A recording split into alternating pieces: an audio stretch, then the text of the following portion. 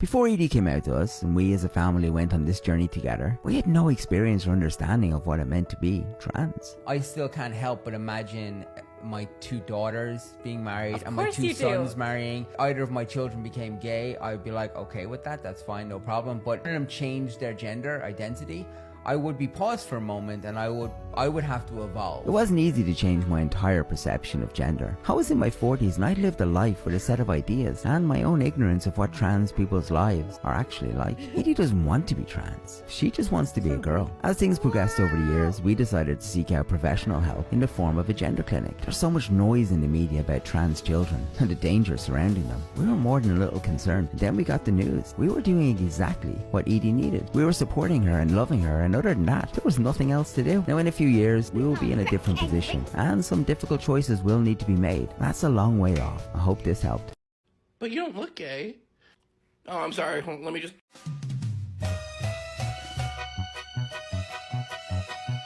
I'm not like other boys. I'm not even a boy. I'm a girl.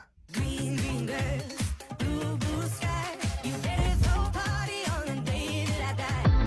'Cause if you don't want me, then you're not the one. Butterflies, now into you. No, your mom don't get it, and your dad don't get it, Uncle John don't get it. And you can't tell grandma 'cause her heart can't take it, and she might not make it.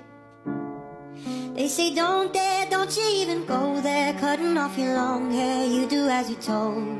Tell you wake up, go put on your makeup, this is just a phase you're gonna outgrow. The sunk cost fallacy is the phenomenon whereby a person is reluctant to abandon a strategy or course of action because they have invested heavily in it, even when it is clear that abandonment will be more beneficial. For example, remaining in an unhappy marriage because you already have kids and own a house together and divorce would just be too complicated. Or a more mundane example would be sitting through a movie you don't really enjoy because you already sat through the first half. The sunk cost fallacy can drive unfortunate choices, as the feeling of being spent too much time creates inertia that pushes people to continue on the path they're on even if they know that change is needed. While some examples of this phenomenon are relatively harmless, like committing to a movie you don't care for, one of the more harmful examples of this can be seen in the trans right movement and the parents of so-called trans kids. The trans movement has long positioned the only option for those suffering of gender dysphoria to be transition or suicide. With the support of the medical industry, which is set to see a growth from gender-affirming care rise from 519.8 million in 2022 to 3,171.3 million in 2032, those who seek the best method of helping their children are often funneled down a path of social transition to puberty blockers, cross-sex hormones, and eventually surgeries. These so-called life-saving treatments actually harm children. Puberty blockers lead to sterilization, decreased IQ, osteoporosis, and many other serious side effects. Cross-sex hormones are linked to heart attacks, blood clots, osteoporosis, higher risk of dementia, and infertility. SRS is misrepresented as being more effective than it actually is, and the high complication rates are rarely discussed. With each treatment taken, parents who allow their children to transition young become stuck moving forward and must continue to support their transition or be forced to reckon with the consequences of their actions. It must be awful to be a parent hoping for the best for their child, only to realize that their child is still unhappy, struggling with mental illness, and now facing permanent medical problems as a result of medically unnecessary surgeries. While this is an incredibly difficult position to be in, as a result of having gone so far, these parents are often the ones driving the movement to continue drawing in other children and parents as they petition for the ability to continue these treatments and petition for legal changes to support their kids' transition and acceptance as a different sex. Many of these parents find that being an avid trans advocate is the only option because the only other thing to do is acknowledge that you have participated in your child's sterilization and the decimation of your child's health. However, the impact goes beyond their own children as they impact the experiences of other children. These are the ones who are vocal about allowing boys to play in female sports, to use female bathrooms, or to have access to scholarships or opportunities meant for girls. These are the ones who create the policies which allows schools to hide a child's gender identity, which is a trait of mental illness, as gender dysphoria is a mental illness, even if it is presented as simply another identity, even to the detriment of the child's health and safety. You'll notice that at school meetings, at Capitol protests, these are the people who are the loudest, who find the spotlight and maintain high-profile social media accounts. Many parents stay out of it simply because it doesn't feel like their problem. It's easier to become an advocate and be invested in a social issue when it impacts you or someone you know.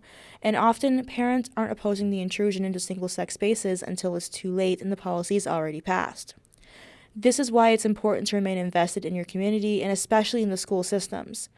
Just like how over half of all book challenges made in the 2021 and 2022 school year came from just 11 adults, rabid advocates of trans-affirming care are a minority, but a loud one. This crowd is what drives the passing of laws creating safe haven states, which remove children from safe homes and place them into foster care under the guise of disagreeing with gender ideology being abusive. If you are interested in opposing pushes to allow boys to compete on girls' teams or to allow teachers to hide students' gender identity from their parents, you have to recognize most people agree with you, but simply aren't politically active or aware of the presence of legislation allowing or mandating this behavior in their schools. To address these issues in your community, you have to recognize that you can't oppose trans parents. They won't change their mind because to do so would require reckoning with their own actions and the repercussions their unconditional and unquestioning support of transition has had on their children.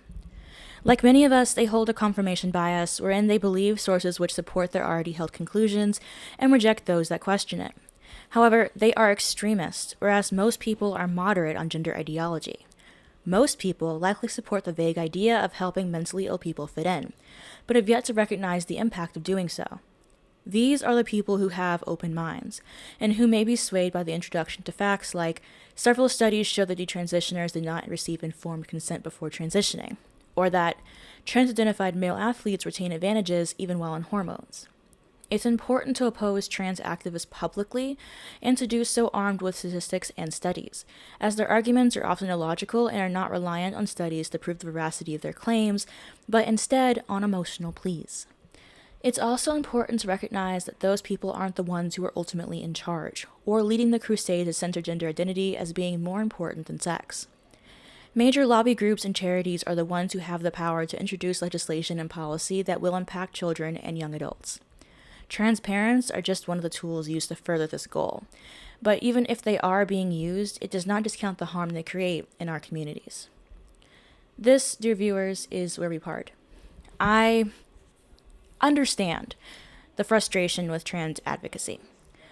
Because quite honestly, it doesn't matter if they have good reasons for believing this way. It doesn't matter if they don't necessarily mean it in a harmful way.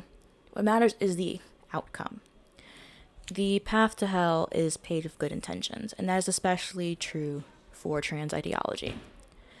So what you can do is make more people politically active, make more people politically aware. Talk about this. A lot of people simply don't know. And you know what?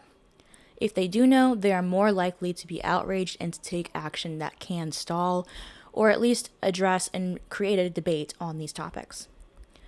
Anyhow, if you guys have any comments, questions, or concerns, leave them in the comment section down below, and I'll see you guys next time.